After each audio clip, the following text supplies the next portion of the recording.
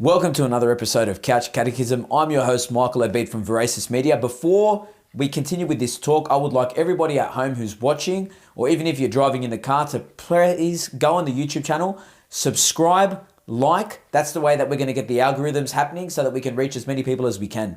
Today, I've got a good friend of mine, Simon Carrington from Fire Up Ministries. Simon, how are you today, mate? Pumped.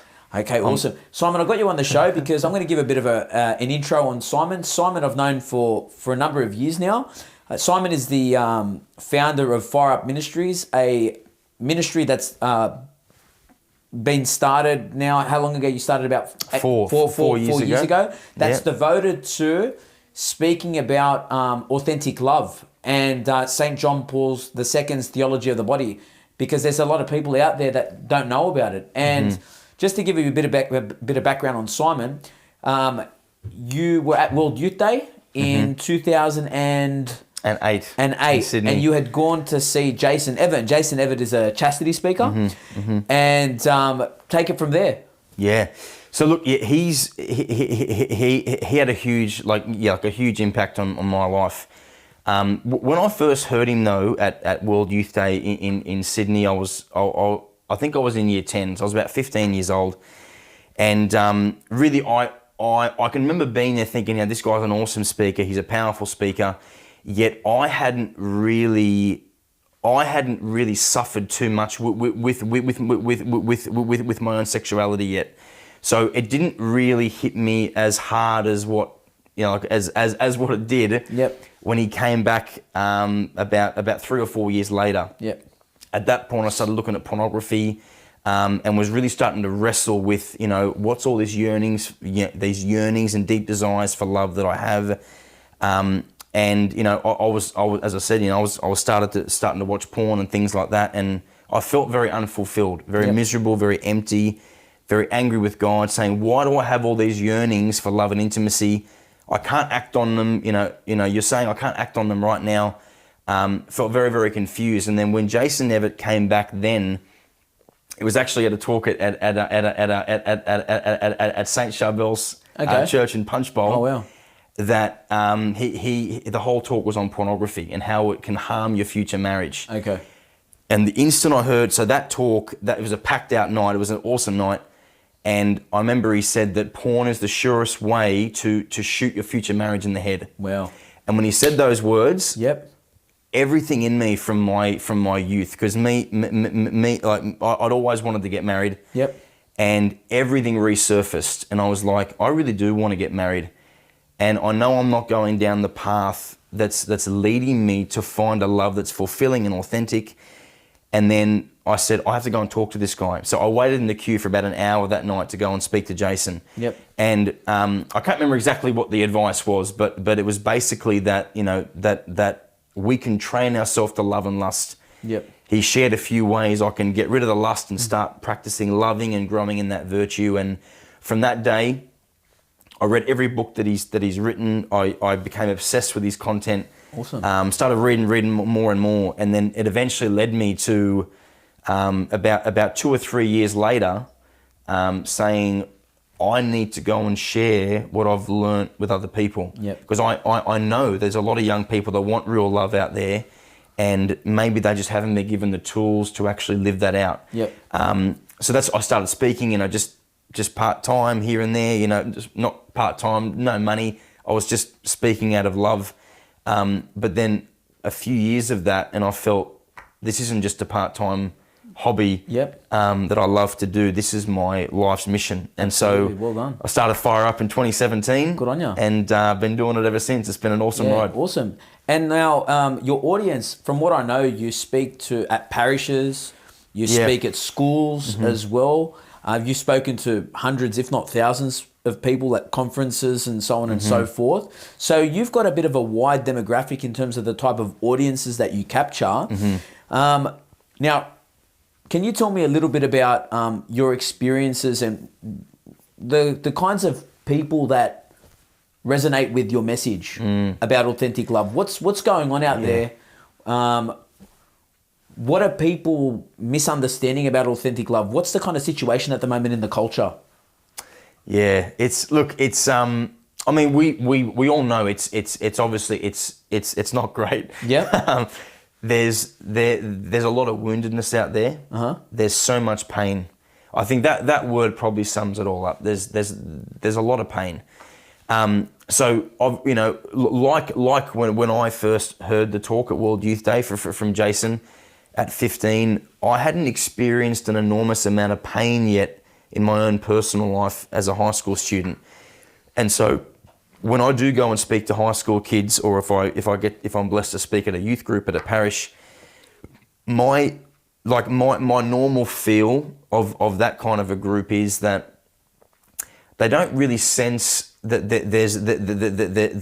they aren't craving an answer to a hole in their heart as much yet, right? Is it because the pain's not really there yet, or they haven't had those life experiences? Like for most of them, I mean, you know, you can get high school students that have been through a fair bit, but the overall pulse I get is that they haven't experienced as much pain yet with you know, like with a boyfriend or girlfriend who's hurt them or whatever, and so they do normally have an open heart to it, and they want to respond. Yep. But truthfully, my favorite bracket of people to talk to is like the 18 to 30. That bracket is my favorite, and that's also where I fit in as well right now. And why is that? Why do you... Because because at that age, most of the time they've experienced a heartbreak. Yep. They've gone through pain, or you know, they're my age and they're still single, and they're experiencing that ache of, I haven't met somebody yet. Yep. Am I ever going to get married? Or they're struggling with pornography, or they've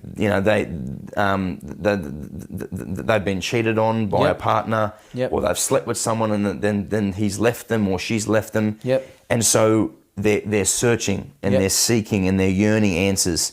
And so when I run courses, you know, we run 6-week courses at parishes, or if I give talks, my goal is always, I'm not very much of a head speaker. I don't come out with like a lot of content that's, you know, like that's academic, or you certainly couldn't do a test on my talks. It's more about the experiences? It's hard. I really try and share from my own pain. So much of the way I'll speak to them will be sharing of my own experiences and the pain of questioning and longing that I went through, and then how that might resonate with them. Okay. St. John Paul II and his writings, I've found to really be a great answer in helping people to understand that these desires and yearnings for love, they're from God. He wants to fulfill them more than anything. Mm-hmm. And it's just about trying to journey with those young people and help them learn healthy ways to respond to those desires they have. Yep. I've been very, very blessed. In my office is at St. Mary's Parish. Yep. And I always make this joke. You know, I've got, you know, because a little bit of a setup like this. There's 2 lounges in the office. Yep.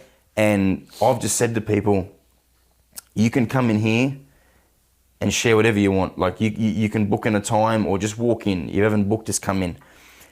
Normally, I'm there from 8 till 4.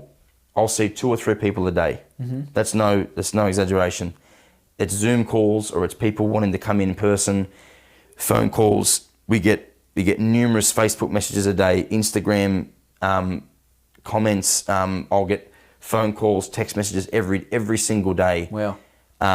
From people that are in pain and want advice on how to date with passion and purpose, or how to heal from a breakup. And so much of the content that I actually teach is just using all the life experiences from the young people that have shared stuff with me. Yep.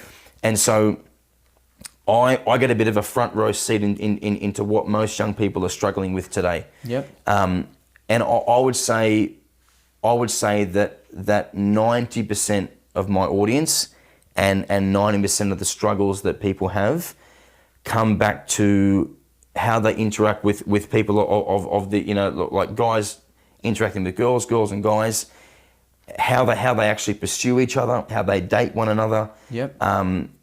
whether they're clear on their purity boundaries and kind of things like that. Okay. So those are the things that I'll kind of journey with them through. Okay, awesome. Now that sounds very interesting. Now, what's very good about, and what I like about what we're probably going to be talking about is a lot of people, when they tune into the show, they're wanting to listen to things about like theology or, things to do with the faith. What I like about what we're going to be speaking about tonight, it's very practical because a lot of people that are listening, they're either in relationships or they've been in broken relationships. And there are some probably people that are listening that are probably wounded at the moment. Yeah. Because they're probably one of those people that are probably seeking authentic love. They're either looking in the wrong places or they're not making those certain boundaries, or they haven't been received that kind of proper formation either through schooling or through their own family relationships as well. Because I think that's a big contributor as well about what happens at home. So let's probably speak about maybe a couple of problems or a couple of things that people are going through now, because you said people are hurt. Okay, so tell me, these people that are hurt, what has brought them to this position to begin with? Like, what have they done wrong, or what are they not known about to begin with? Look, I think that's a huge question. But I think, look, what I'd probably say is, and I think what I'd probably say there would be that most people they don't really know. Okay, so I'm talking more about like the young adult phase now. Yep. Pain seems to be coming mainly from that they will enter into a relationship. Yep. Sorry. Yeah, all good. With somebody that doesn't really respect their values or see eye to eye with them. Yep. People they will jump into a relationship with somebody just because they show interest in them, and they haven't really taken the time to really navigate what kind of person would I like to be, would I like to date and to discern marriage with. So one of the things I always try and stress with young people is know like that like you don't just go on dates for fun, right? Know what kind of person you actually would like to marry. Yep. And if we see that dating and that first date as a very necessary first step to trying to discern, is this the kind of person I'd like to marry? Yep. If it's not going anywhere, then don't waste their time. Don't waste your time, right? Yep. So I really try and help people see that. I say, look, know what kind of person you want to date and marry. And also do your own personal work. Know what your purity boundaries are. Know whether you want to save sex for marriage. I always tell people, if they come to a talk I give, I say, don't walk out of here with a grey idea about what your chastity standard is. Yep. Don't just tell me, you know what, like I hear this all the time. They'll say, you know what, personally, I think saving sex for marriage will be a nice idea. Yep. But I can't expect the person I will meet to also feel the same way. Is that a bad expectation to come in with, or is that a bad idea to have? Like, should they be? I would say yes. I would say absolutely. You need to know this is my standard, because I've met countless people that have come to me in pain. They've come to my lounge, right, and they've said, you know, I gave something up that now I'm not with. I slept with a person that I'm no longer with, and I know that I wasn't true to what I really wanted, you know, and so there's no clear boundary. So they allowed themselves to give more of themselves away than they wanted. Then they're left there wounded, broken, and empty because a person that really, I mean, if somebody comes to me and says, look, I just can't get over this person. If there's this young lady comes up to me and says, I just can't get over this guy. They've been broken up for 6-7 months. They'll tell me all these reasons why they don't think they can get over him. And I'll ask one question: did you sleep with him? The answer's always yes. Always yes. It's like, because we know, we both know as married men, right? once you give that gift, you're supposed to give that gift with absolute trust and certainty that that person's not going anywhere. Well, yeah. Right? And especially, this sounds sexist, but I think it's the nature of it. And I think biology proves it. Go for it, mate. I'm all for it. I think that's especially true with women. Yes. Because for them, it's more that they're opening themselves up more than what a guy is. Because from what I've read, every time a woman sleeps with a man, she's open to the possibility that she might get pregnant from him. Yes, yeah. Even once, so vulnerable. So vulnerable. So to open yourself up to that vulnerability would mean that you're giving something to the guy about yourself. You're allowing your vulnerability to be kind of like opened up and to let them into your kind of vulnerability, you know, because that's a big deal. Because the guy, Amen. Even if he sleeps with her and she gets pregnant, he doesn't have to worry about the kid. He can go whatever, but she has to worry about that. So psychologically, you can see that every time, even women that are practicing contraceptive sex, you know, with men, they still probably think about at the back of their head. Maybe, I don't know, maybe whether you can confirm this. But do they ever get anxiety or think, you know, I've given something away that, you know, it's almost life-giving. It's almost like this. I'm sure. Yeah. I'm certain that it would be. Yeah. Because I'm sure that guys don't think that way, do they? Like as much. Yeah. I definitely don't think it's as much. I mean, to be fair, I don't get as many guys that would be sharing that angle of, you know, can't get over this girl because I gave myself. But for you know, so many young women that I meet, that's very, very, very prevalent. And where do they go from there? What happens then? So they come and they see you and they're telling you about their woundedness and the fact that they've slept with this guy and they can't get over him. What kind of advice do you give them after they've told you that they've slept with him? Yeah, look, I mean, so for me, I think there's for a young woman especially, and of course, I mean, whatever I'm sharing here, you know, I say with a lot of love and sensitivity to all the young women that have trusted in me to share stuff. But normally, there always comes a whole list of questions that they have to deal with. You know, was I, you know, why wasn't I beautiful enough? Why did he leave? Was I not funny enough? Was I not pretty enough? Was I not, you know, all these things, you know, like why didn't he want me more? Or, you know, am I not good looking? And all these things, right? There's all these healing questions that they have to go through. Now, I actually don't. I'm not trained as like I'm not actually trained as a counselor or anything like that. And so obviously there are certain things that I will have to say, look, this is a bit outside of the scope of what I can do. But for like what I find most of the time is one thing that we hear over and over and over again in Catholic school, but doesn't really seem to sink in, is that we're made in the image of God, and God loves you. You know, we say that all the time. We all know that. But what I really try and stress, and I find different ways to really make this known, is I really stress that we are so loved in our woundedness. We're so loved in our weakness.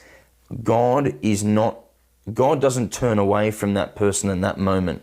He's actually drawn to the suffering heart even more.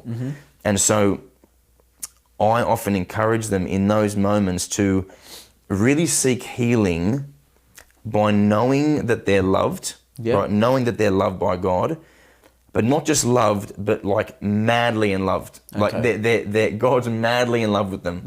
There've been times I've just said, you know, I'll you know, if you come to a talk of mine, don't sit in the front row, because I'll always pick on the people in the front row.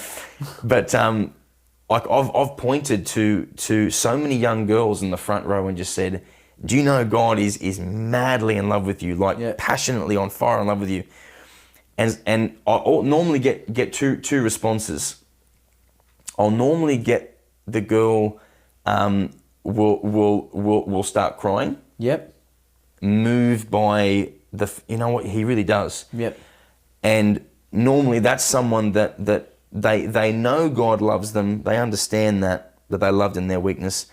And it just kind of hits them maybe in a fresh way. Yep. Or the other response that I'll get, which is probably more common, is they'll shake their head at me. And they'll be like, no, he doesn't? Okay. And my heart always goes out for them. They might cry later, but the initial instinct is he couldn't possibly love what I've been through, what I've done. Okay. So there's a whole, like, I think for so, and really not knowing that you are loved perfectly and in an unconditional way from God. Yep. Is probably what leads people to a relationship that is impure to start with. Yep. Right? Because what are they looking for in that relationship? What are they seeking? They're seeking the love that only God can fill ultimately. We've all got an ache, or that we've heard that God-sized hole, right? Yep. We've all got that ache, that longing in the heart. If we don't open up to receive that first from God, we'll take that longing, which is meant for the infinite, and turn it to somebody finite and expect them to satisfy that. So they'll go into a relationship with a guy, with a girl, and they will grasp everything from that person they possibly can. You know, and then they'll have their first argument after 6 weeks or 3 months. And what they'll do is they'll get frustrated with the person that they're dating because they think, well, you're not fulfilling your purpose. You're not making me totally happy. So they give more and more and more of themselves to this person, wondering why they're still empty, still frustrated. They're trying to make this person their God in a sense, right? They've made an idol out of the person that they're in a relationship with. They give them everything, then it breaks off. Their dignity is left with gone with that person. Their sense of self-worth is gone with that person. And then what happens is not only do they just get upset that this person's left them, we always hate the very thing that we used to worship, thinking that was going to make us fully happy. Right? So when we go into a relationship with somebody and we think, this is my Mr. Right, my Mrs. Right, they're going to fulfill me totally. So I'm going to give them everything because I think I've found real love. If that ends, normally they'll start to resent them and hate them because they feel like they've been lied to. So it's this big circle of woundedness and pain that really my job is to lead them to the only one that can heal. There's only so much I can do, but I'll pray for them a lot, support in any way I can. But ultimately, it's helping them see that they're loved in all that. That was a very important point, because what I tend to find is that a lot of girls who are bitter, or even guys who are bitter with their relationships, a lot of them, they kind of tend to point the finger at God.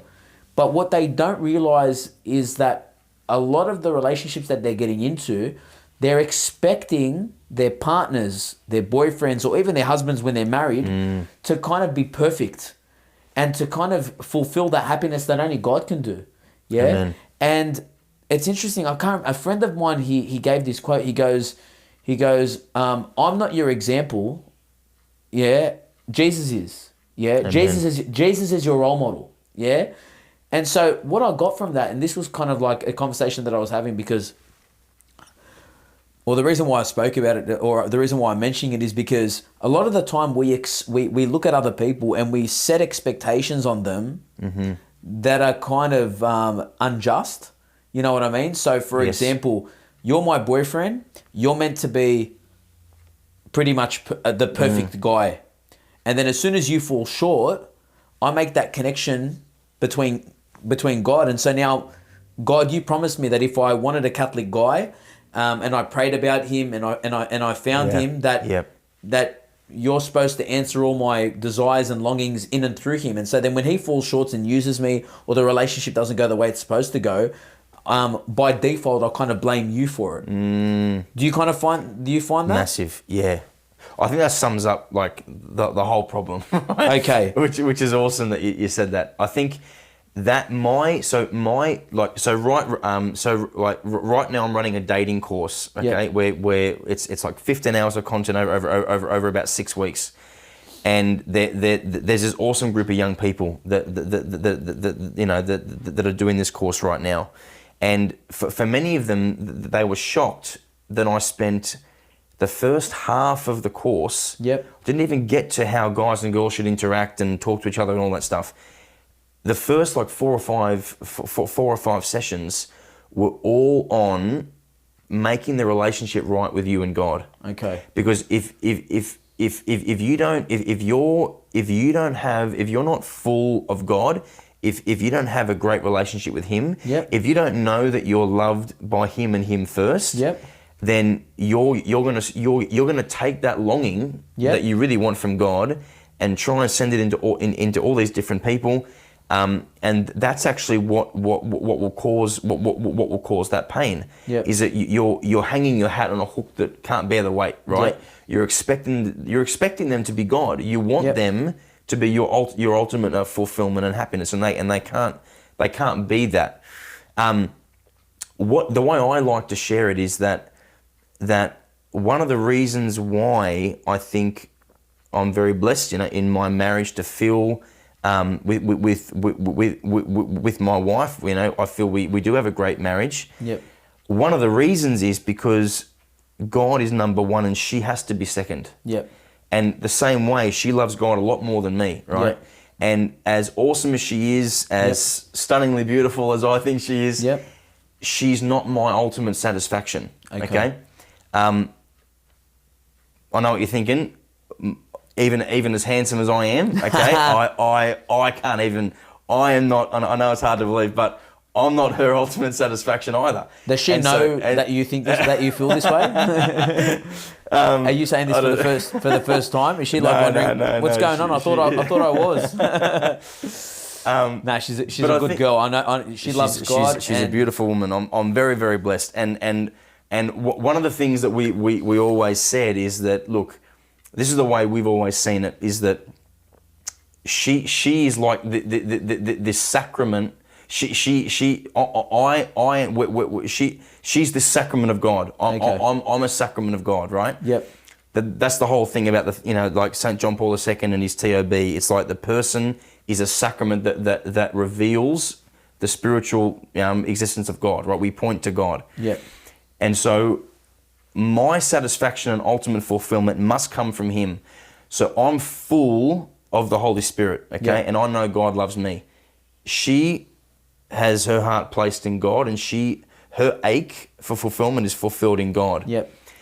What's beautiful then is, once you're full, when we turn to each other, we're not looking to each other to fill that anymore. Okay. But she's a sign and made in the image and likeness of the God that I love and worship. Okay. So she acts as like a supplement to what I already receive fully from God. As opposed to a substitute. Yes. Yeah. Yes, I like that. Are you going to use that? Start using that. You better use that. Yeah. Okay. I like that. That's very good. Very good. Yeah. There you go. So she's a supplement, not a substitute. All right. I have to. I've got to make a note. I've got to credit Michael OV for that one. And it's the same. And once you're in that posture of a supplement and not a substitute, it changes the game. Absolutely. Because then if she hurts me, which happens, and if I hurt, I don't love her perfectly. She doesn't love me perfectly. Yep. In those moments, I'm not going to be like, oh gosh, she's the wrong one. Because immediately I think young people think we have an argument or we have a little bit of tension. Oh, I must not be the right one because the right one's going to be perfect and make me happy. Not true. That's a very bad way of thinking. Yeah, right? God will not let you down. He's the one that will love you in an unconditional way. And when we don't feel perfectly loved by our spouse, by our girlfriend, boyfriend, we don't instantly jump to saying, well, they're not the right one. It's that's normal. We can expect them to fall short and to not love us perfectly. But if I know I'm loved by God, I can deal with the fact that she's not perfect and doesn't fulfill me because I'm not looking to her for that. And I think young people, I talk about having a posture of openness and receptivity to God, or of or of us trying to snatch it at our own happiness. Okay, so like in the garden when Satan tempted Adam and Eve, what was the first sin? It was a lack of trust in the goodness of the fatherhood of God. Right? God said, "Don't eat it from the tree." The devil said, God's withholding something from you, so grab it yourself. Their posture changed from openness and receptivity to he's withholding something, I've got to snatch it at myself. And that, I think, is the culture of dating from the 18 to 30-year-old bracket, even in teenage years. We're seeing this could be a bit controversial, but a skyrocketing use of people looking to date online. Okay, right? One of my primary problems with that is you're changing the posture from God is interested in my love life. He'll send me the person when it's the right time. He will lead the right person to me. I always joke, God didn't create Eve and Adam and then say, "Go, Eve, you go and hide. Adam, good luck." It says that he brought the woman to the man. Right? God desires, for any young person listening, he desires to bring your future spouse to you more than you even want to find them. Right? And we have to believe that. Okay. But we've got to remain in that posture of openness. We receive all the love from God, and then the other person is just a beautiful fit into that. They supplement it, they don't substitute it, right? But I think we're seeing people are in this frenzy of grasping at love. We're jumping from one date to the next. Where everyone's on Catholic Match, everyone's using dating apps, and it's like, I'm going to be in control. I'm going to grasp at my own happiness. It's not God's time, it's my time. And I think that is leading to us being very hurt, young people being very hurt, because they're not placing the trust in God first. That's interesting because... Hope that makes sense. Wow. No, that made perfect sense because I'm actually thinking about it now because I know that we kind of live in a very consumerist culture. And I can see how... Interesting. I can see how what you're saying that when we go online or when people go online looking for relationships, it's almost like taking out the providence of God, and even though the providence can come in and through the dating apps, but it's almost like rather than waiting for things to naturally develop or for me to kind of like meet them out, what I'm going to do is I'm just going to swipe, and I'm going to set up 10 artificially created dates that I want to do on my time because I'm not willing to kind of wait a little bit or just to kind of meet them in a more natural setting. And rather than, and when we, because we live in that kind of like consumerist culture, I'm seeing that this can artificially create a situation in which people are seen more as goods than as people. Because think about it, like, and I'm just thinking about this now off the cuff, I'm just thinking to myself, if people are going on online dating apps, right, how much time are you investing into that relationship? Or are you going to see that as a quality situation that you're in, graced by God and a gift that you should kind of devote a bit of time to getting to know the person? Or are you thinking, if this goes wrong, I've got the app anyway, I've got another 3 or 4 guys lined up or girls lined up that I'm going to be seeing over the next couple of days anyway. You know? Good. And I can see myself that if I was a young single guy in today's culture using these kind of apps and things like that, it'd be easy to have that attitude. It's like, if you don't meet my expectations at all, I can go down a couple of different paths. One of them could be, I'll try to get as much as I can out of you. If I've got that mentality. Or if you don't meet any of the expectations that I have, I'm just going to move on to the next one. And I can move on to the next one within 30 seconds of dropping you home or, getting off the phone with you. And I don't know whether you've had people open up to you about their experiences or tell you whether this is something that they're thinking, whether they're guys or girls. Because I don't know whether sometimes it doesn't even have to go as far as them having to get into relationships, sleep with each other, get hurt for that to happen. Sometimes it might just get cut off after the first meeting because... Beautiful, does that happen? I'm glad you said... Just to back up just for a second, look, obviously I know great couples that have met on Catholic Match or on Catholic dating apps. I would say, and that's me saying that I've got that I'm not super, I certainly don't encourage it or promote that as a great way to find your future spouse. I do know that people have found it through that. It's just the opinion of Simon Carrington that I do think that it is trying to take love, which is always meant to be a gift. Always meant to be a gift. Your posture takes it from I want to receive the gift to I'm going to grasp at what I want, right?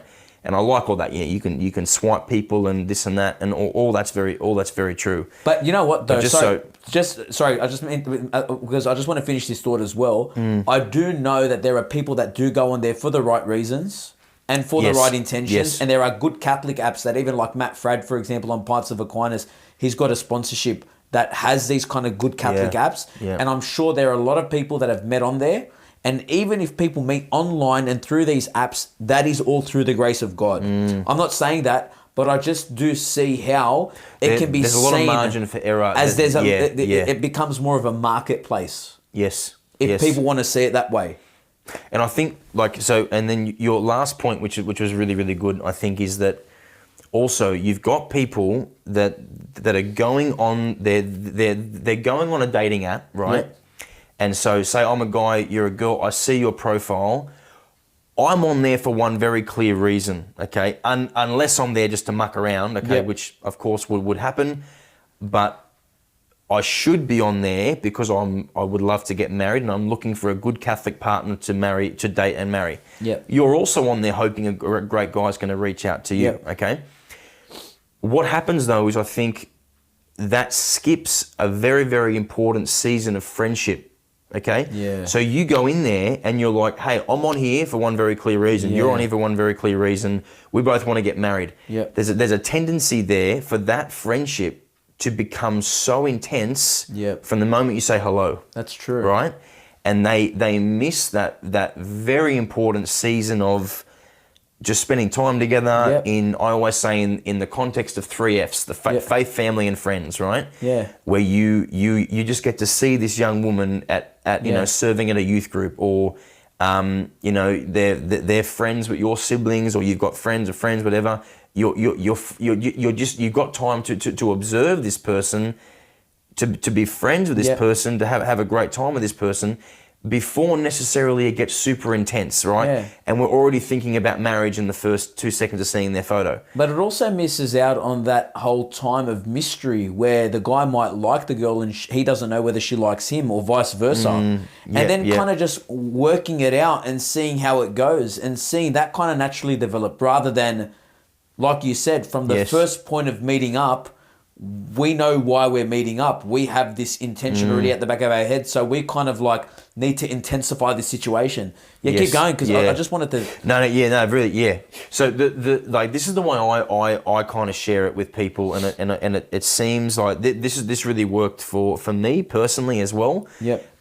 Is that I feel that with the way that guys and girls they meet and become friends and potentially might date one day. The season of friendship really goes through 2 stages, okay? I would say, I don't know how, would you say it was love at first sight with Rita? For me, it was... Here we go, maybe I'm putting you on the spot. No, you know what? Okay, for me, to be honest with you, it wasn't love at first sight, but I find that that's a good thing because like you said, there was a friendship. Beautiful. And because I had gone through my own past and woundedness and you know I'd been formed with my past relationships and so on and so forth, which I haven't really spoken about. Sorry, but that's okay. But I'll continue with that though. But the reason why I ended up falling so in love with my wife and wanting to marry her and so on and so forth was because that organic period of friendship developed so well. Beautiful. Where I saw all these qualities in her that I said, wow, these qualities about her are the qualities that I want in a wife. Amen. And I haven't put them on her. She's revealed. You're just seeing them happen. I'm seeing them and she's revealing them to me. So I'm going, oh wow. And that's what I was drawn to, you know? And then like, and that's the reason why I ended up marrying her, because I came from a past, just to give you a bit of a touch on like a little bit of my history. We might have to do another show where but I'll just tell you a little bit about my past. There was a lot of commitment issues for me growing up. And a lot of the relationships that I got into, commitment was the last thing on my mind because of like just a bit of trauma that I had with my parents being divorced and so on and so forth. So I just always thought that no matter who I was going to get married to, we were going to end up getting divorced anyway. But this was before I became a Catholic, right? So, but fast forwarding on to Rita, my wife, when I met her and we became friends and those qualities came out in her, I said, wow, this is a woman that I see myself marrying. And through the grace of God, I see that she has those kind of qualities of a woman that loves God, that will love me for the right reasons, that I don't really see her doing that to me. Yes. You know? And that's what kind of drew me to her. And I felt like it was a more intense love, because for the first time in my entire life, I said, I love this girl and I'm willing to marry. I'm actually willing to marry her, and that's a testament to her. But like, just to put it back onto that, like, what was the reason why? Sorry, what was the reason why you were raising that? Because I think for me, here we go. We're all sharing, all sharing how we fell in love. For me, it was for me with my wife. It was love at our first real like our first conversation. Yeah. Right. So I'd seen her around a little bit, but the second I just got to hear her heart, I was like, oh my gosh, like she's something else, right? Yeah. But I think so. I would say that there's two main ways that people will begin to experience a sense of kind of falling in love. Right. I know that's not a great term, but obviously, love is a choice, right? You need to choose it, but we know when those feelings are starting to come for somebody. Normally, it's either you meet someone, like what it probably sounds a bit more like your story there. Yep. You met Rita, and there was just a healthy friendship. There was no strong kind of desire for romantic love from her or her for you maybe at the start, but your friendship began to develop over time. Virtues and qualities started showing themselves. But I was also at a mature stage in my life and in my faith as well, that I had already established my relationship with God, and I kind of knew what I wanted as well. And that really resonates with what you're saying, because I felt like I needed to find God first and have a relationship with Him first, which happened later on in my life, before I could even think about having a relationship with somebody. You know, beautiful. So no, awesome. So there's it's normally like your friends first. There's this awesome season of almost like it's not an intense friendship. Yeah, you're messaging every day, all day, calling, hanging out, coffee catch ups, right. But that then eases into the more intense friendship later, right? So there would have been a day where you started. Where you began seeing Rita in just a different light. It would have happened naturally. It would have been beautiful, but you saw it happening, right? Yeah. The other way it often happens is almost like that love at first sight, type of being drawn, where you see somebody and perhaps you're very drawn to their exterior first, and that may lead you to want to go and chat with them or talk to them. But those are the two main ways that I see it playing out. But the way that your experience with Rita is probably the less common way. Yeah. But it's the much better way. Yeah. Right? With me and Maddie, it was more, I'd seen her around, but the first time I really had a good conversation, my heart just sprung. Like I was like, my gosh, I really, really want to get to know this girl. Yeah. And when I would say this happens more often now, where people act on impulse. Something I had to do very, very consciously with Maddie was slam on the brakes. Yep. And be like, don't make this a super intense friendship straight away. Yep. Because what you do is you and what I'm seeing is that young people are getting blinded by that feeling of being in love. Yep. They don't know what kind of person. So you said you knew who you were, your relationship with God was strong. You also, a very key point you said was you knew what kind of person you'd like to marry. Yep. A lot of people, if you get these warm, fuzzy feelings towards someone, it's like a split-second love, as my grandfather says it. Yep. Split-second love, and you don't know the kind of person you'd like to marry. Mm-hmm. You're just gonna, you will probably just kind of aimlessly pursue that person, because if you don't have a benchmark or a standard of what you want, you're just gonna follow the feeling and not actually discern, is this the kind of person I want to pursue even though I've got these feelings? The answer might be no, right? So I tell people, sorry, that was a long way of getting to this point. Yeah. The first stage of friendship is when you're not making it like super obvious that you're really keen on Rita. Yep. I'm not making it super obvious that I'd like to be with Madeline. Yep. You take that time to enjoy the season of friendship in your singleness. You're not badgering each other all the time, contacting all the time. It's a chance for you to observe this person. Now, you said again, everything you said is tying in really well. You weren't like hunting out those virtues. You were just interacting with Rita, and it was just showing itself to you, right? So most people, they get so intense so quick, they don't have the eyes to see the red flags as well as the virtue they may actually want in someone. So, but after that period, if you're in a slow friendship with someone and it's all pointing the right way, I then encourage people, like, hey, that then moves into a more intentional, more intense friendship.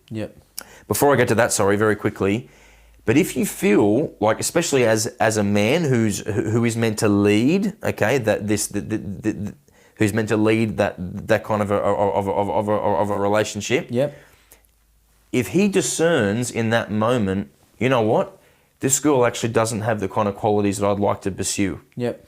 He should be able, at that point, in that first stage of friendship, to discern, I don't want to pursue this girl, but he hasn't invested a lot of energy and very intentional time and affection and attention in her, to the point where if he was to back away, she would barely even notice. Right? But what I'm finding is people go intense straight away. Right?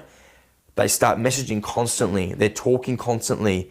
You know, they're lying on their pillow talking for 3 or 4 hours a night till the girl falls asleep or the guy falls asleep. They're catching up for coffee dates. And they may have just met this person on Saturday at a harbour cruise.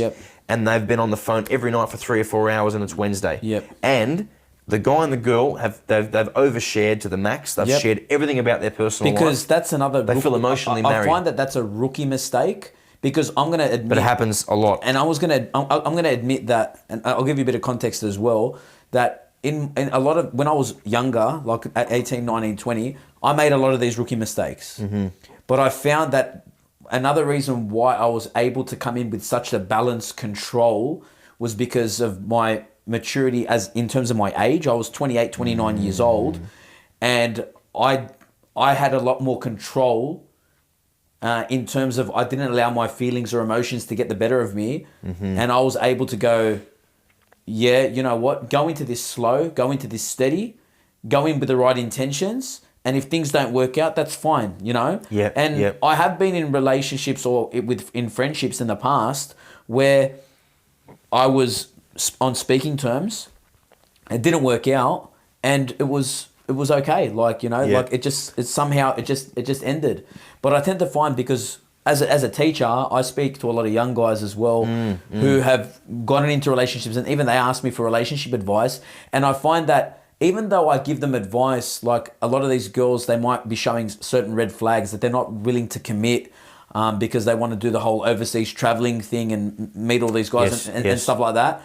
And even though I want to tell them, I think you should kind of stay away because I don't think she's ready for you, or I don't think she's shown the right qualities that you should find in a girl. I know that half the time, or even more than that, or 3/4 of the time, they're going to pursue it anyway, because it's either the first time, they're physically attracted, and they're just young, and they're dealing with these kinds of emotions for the first time, that they haven't really developed those control factors to be able to say yes and no. So I think this what you're saying needs a lot of maturity on the guy or the girl's end to be able to look at these red flags and then to be able to say no. But the saying no, I think, is the hard part, and not allowing it to kind of go on a little further, because I think what they like about the person is enough for them to go, I'll ignore the red flags rather than use the red flags to kind of tell me I think I should stop. Yeah. Yeah, and I think that's always going to be the struggle with a young person, is to be able to see the importance of what's coming. Yep. Or you know, I mean, there was a young girl that I was just talking to last week. You know, we had a phone call, and you know, she was like, look, you know, I really think I should break up with this guy. Yep. And I was like, okay. I was like, why do you think? And it was like red flag after red flag.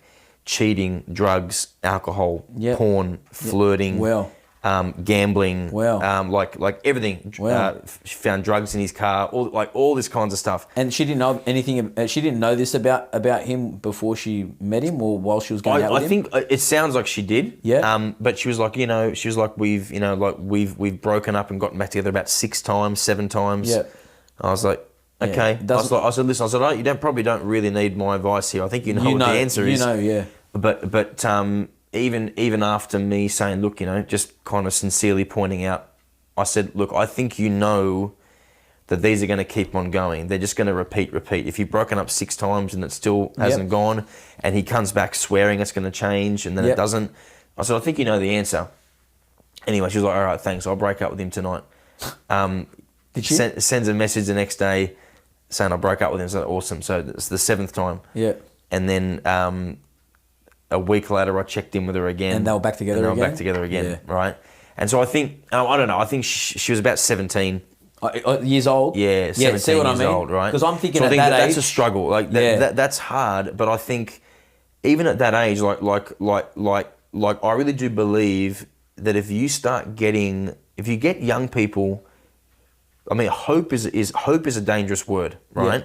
Because what I find is a lot of young people won't really want to think too much about the future spouse or the reality of family or their wedding day too much, in case it doesn't happen, right? Yeah. And they think, well, look, if I don't think about it, if I pretend that I don't want it, then I can't get hurt, right? Okay. If it doesn't happen, I can't get hurt. Yeah.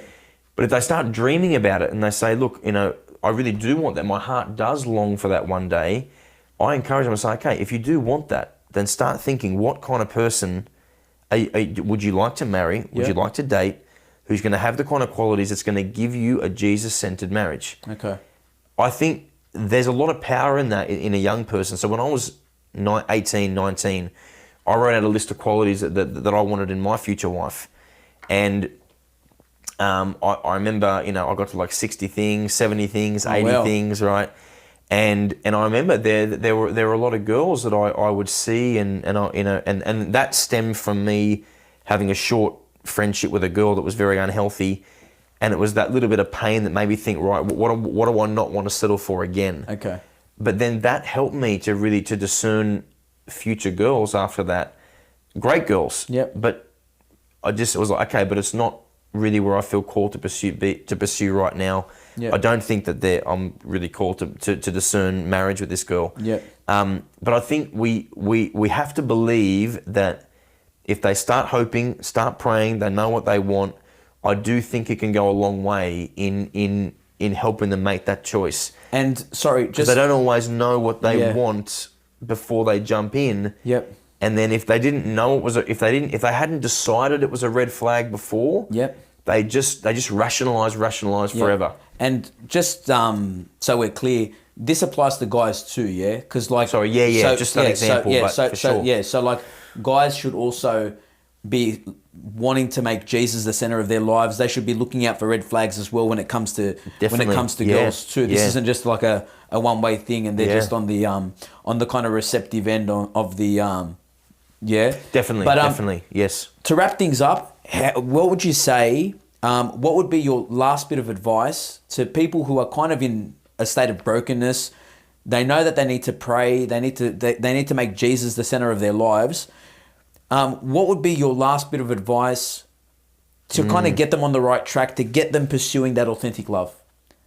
And finish off with giving your course a wrap, because I think they should probably be listening or doing one of your courses. What do you think? Thank you. Look, so it's you can actually buy the audio version online on my website. Yep. It's called How to Date with Passion and Purpose. Okay. So it's about 15 hours of content, and I'll walk people through from being single all the way to the first date, and then a little bit beyond that. Okay. But there's so much groundwork in that course. But if I had to just pull out one final point to say, I would say, like, you need, because all this work, everything we've spoken about tonight, none of that happens outside of prayer time. It's all prayer. And so most people that pray every day would have a scheduled time they pray. That's what I've found. People that say they pray here and there, it's because there's no set time. My prayer time is an hour before Mass every morning. It gets done because I know I'll book it in. You know when it's on. Right? And so I would say, everything we've said, if you want that to really start, working in your heart, set aside 15 minutes every day to begin journaling, praying through some of the things that we have covered tonight. I'm going to guess that for maybe, if you're viewing this and there's likely things we've mentioned that have said, oh, gee, I've done that, or I've fallen in that area. Don't judge yourself. God's merciful. But just have that hunger to be like, you know what? I really do want authentic love one day. If this is all going to steer me in on the right path, pray with it. And God will show you that you're unconditionally loved by Him, that no mistake you've made in the past, this is a big thing, no mistake you've made in the past with your sexuality should ever dictate the kind of love that you can hope for in the future. Doesn't matter what you've done. Is that no sin is greater than God's mercy, and God in prayer will reveal to you that you're worth the most awesome, authentic love possible. Awesome. And people can find you on Fire Up Ministries. You've got an Instagram website, page, podcast, and we'll put all that link in the description below. Guys, thank you so much, Simon, for joining us. Guys, that was another episode of Couch Catechism. I'm your host, Michael Abid from Veracious Media. Make sure you like and subscribe to the channel so that we can get this information out there to all those who need it. Stay safe, keep the faith, and we'll see you again next time. God has a dream, namely the ideal woman. The first Immaculate Conception was in the mind of God. He thought of her from all eternity. Isn't it reasonable to expect that if we pre-existed our mother, we would have made her the perfect woman? Well, God pre-existed His own mother, and therefore He would try to make her just as perfect as He could. And she therefore was a dream and an ideal in God's mind. I believe really and truly that she is the woman whom every man loves an ideal. I think that subconsciously she is the kind of woman that every woman wants to be.